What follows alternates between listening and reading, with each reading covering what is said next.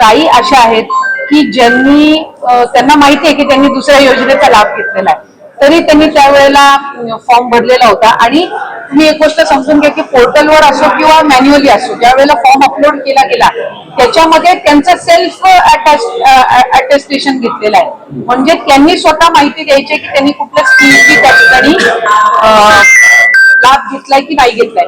आता आम्हाला जो डेटा वेगवेगळ्या विभागाचा मिळाला तो आम्ही इंटिग्रेट केला. म्हणजे तो आम्ही आमच्याकडे जे रजिस्ट्रेशन झालं त्याच्यामध्ये आम्ही तो इंटिग्रेट केल्यानंतर आम्हाला लक्षात आलं की बाबा ही लाभार्थी जी आहे ही नमो शेतकरीची पण लाभ घेते आणि लाडकी बहीणचा पण लाभ घेते. मग आम्ही त्यांना लाडकी बहीण मधून 500 आणि नमो शेतकरीचा जो 1000 आहे तो त्या ठिकाणी चालू केला.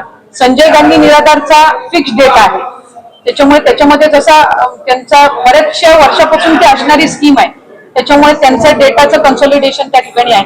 त्याचा तर आता लाभ 1200 आधी होता, पण नंतर तो लाडकी बहीण आलेली असतानाच 1500 झाला होता. त्यामुळे ते लाभार्थी सेम असण्याचं काहीच कारण नाही.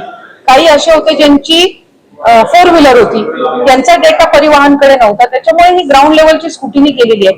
आणि मला खात्री आहे की जे अपात्र ठरतील यांना माहितीच होतं की कालांतराने ते अपात्र होणार आहेत. शेवटी आपण ज्या वेळेला फॉर्म भरत असतो त्यावेळेला आपल्याला माहिती असतं की आपण कुठल्या तरी स्कीमचा फायदा घेत म्हणजे आपण लाभ घेतोय आणि तरी सुद्धा आपण हा फॉर्म भरलेला आहे. त्याच्यामुळे असं काही नाहीये की ते त्यांच्यासाठी पण अनपेक्षितपणाने राहणार आहे.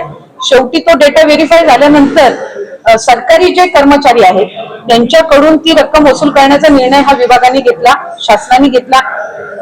मंत्रिमंडळाच्या बैठकीमध्ये सुद्धा राज्याचे मुख्यमंत्री आणि दोन्ही उपमुख्यमंत्री मंत्रिमंडळांसमोर त्या ठिकाणी तो आम्ही ठेवला आणि त्यानुसार सरकारी चलांच्या माध्यमातून ते राज्याच्या तिजोरीमध्ये येण्याची प्रक्रिया ही त्या ठिकाणी सुरू आहे. त्याच्यामुळे कुठल्याही पात्र लाभार्थ्यावर अन्याय होऊन देणार नाही ही दक्षता विभाग म्हणून आम्ही घेतो. मी आपल्याला म्हटलं की साधारणपणे त्याच्यामधली वेग स्टेटमेंट करणं हे मंत्री म्हणून सुद्धा माझ्या पद्धतीनं मला वाटतं ते योग्य राहणार नाही. पण कुठलीही योजना जर असेल आपण समजून घ्या की त्याच्यामध्ये काही प्रमाणामध्ये काही पर्सेंटेज मध्ये एरर हा होत असतो, पण त्याच्यामध्ये स्क्रुटिनी हा दरवर्षीची ही साधारणपणे प्रक्रिया आहे आणि ती फक्त लाडकी बहीण नाही ती सगळ्या स्कीम मध्ये होत असते.